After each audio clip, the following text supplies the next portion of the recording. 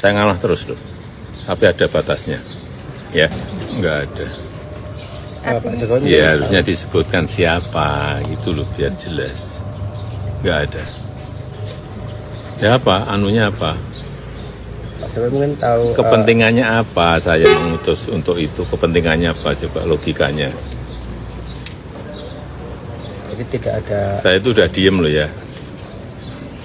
Difitnah saya diem, dicela saya diem, dijelekan saya diem, dimaki-maki saya diem.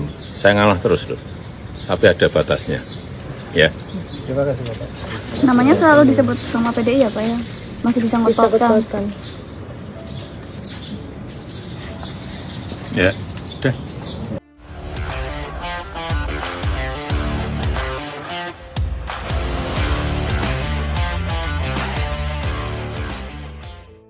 Selamat pagi, baru saja kita saksikan tadi ya wawancara terhadap Pak Jokowi yang menyangkut tentang isu yang Deddy Sitorus itu menyatakan kalau Jokowi itu mengutus utusan ya, untuk datang ke PDIP pada saat waktu itu datang ke Sekjen PDIP untuk tidak memecat dirinya. Jadi kasus ini ya kira-kira Desember kemarinnya 2024.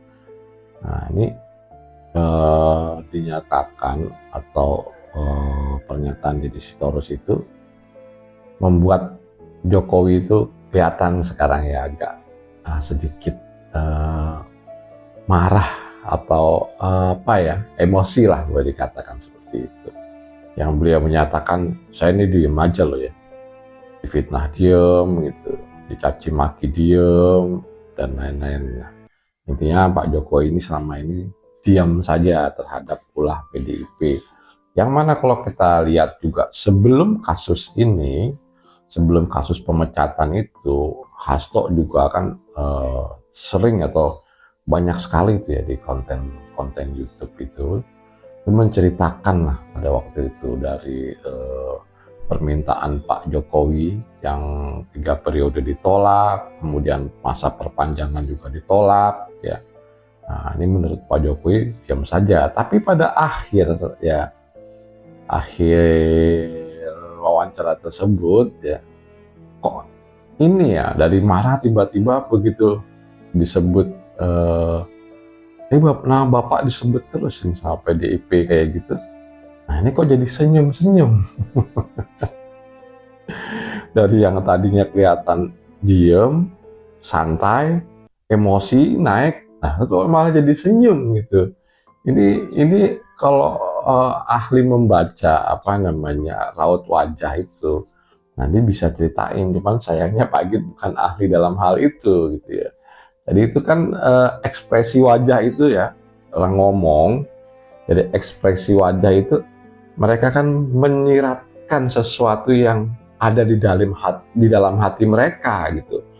Walaupun dalam pernyataan itu tidak kelihatan ya, tapi dalam raut wajah itu bentuknya gitu ya, sebetulnya kelihatan. Cuman ya Pak Git dalam hal ini bukan ahli membaca raut wajah. Kalau boleh mereka-reka ini katakanlah menyembunyikan sesuatu gitu.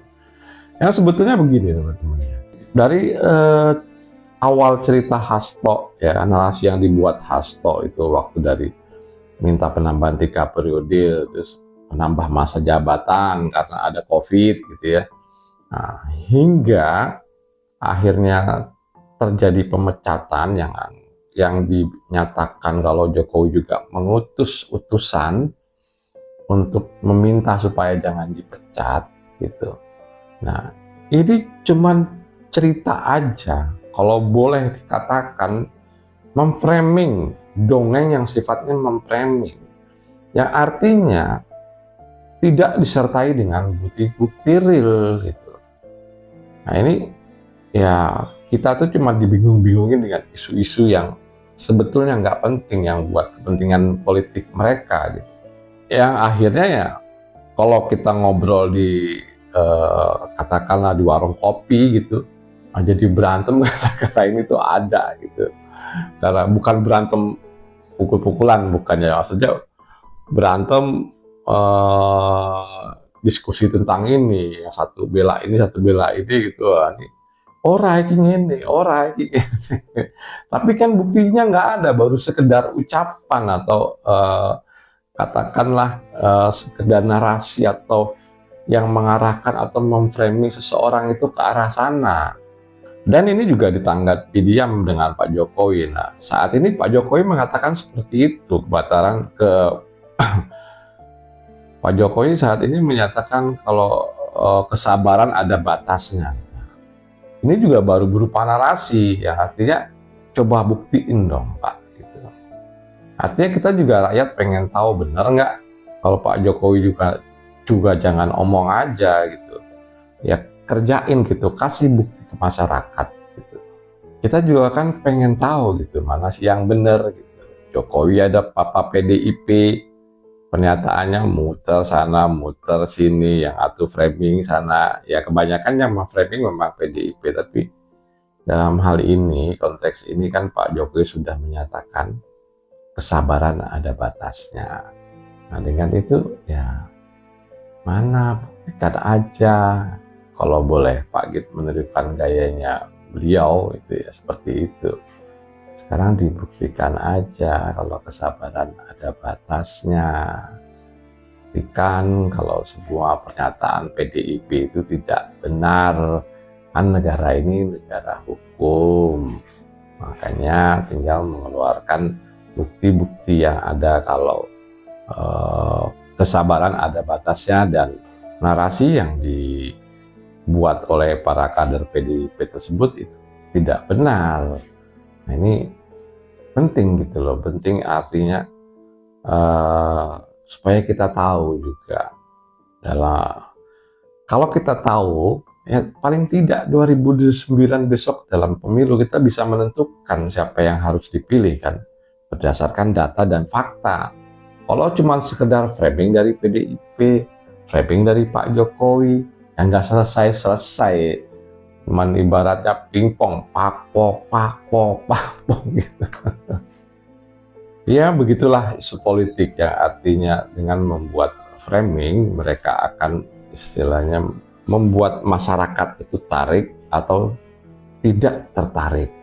Kalau yang memframing PDIP otomatis supaya Pak Jokowi ini turun ya. Maksudnya bukan turun dari presiden karena kalau turun dari presiden kan sudah gitu. Jadi simpati kepada Jokowi ini itu turun. Demikian juga pernyataan Jokowi kepada PDIP ya sama juga untuk membuat PDIP turun. Nah begitulah politik. Jadi nggak usah percaya amat dengan kondisi politik, apalagi yang cuma diciptakan dengan narasi yang sifatnya ini hanya membuat polemik rame-rame di atas, buat rame-ramean isu gitu, yang menutupi sebetulnya ada kasus yang lebih besar dari itu. Oke teman-teman, menurut Pak Git ini cukup sekian dan terima kasih.